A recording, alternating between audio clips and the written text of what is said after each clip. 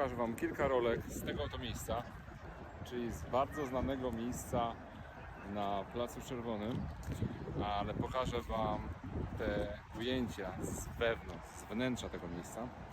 Tylko dlatego, że żaden z youtuberów tego nie pokazuje. Ostatnio był tutaj ten cały z Jachtu daleko i stwierdził, że on nie wyda 90 zł. Krótko mówiąc, dla mnie taki koleś jest dziadem zwykłym. Bo jak można dziadować, żeby być w Moskwie, być w tym miejscu, nie wejść do środka, żeby nie płacić 90 zł. W ogóle jakie uzasadnienie pod tytułem nie będę płacił, bo nie będę dawał.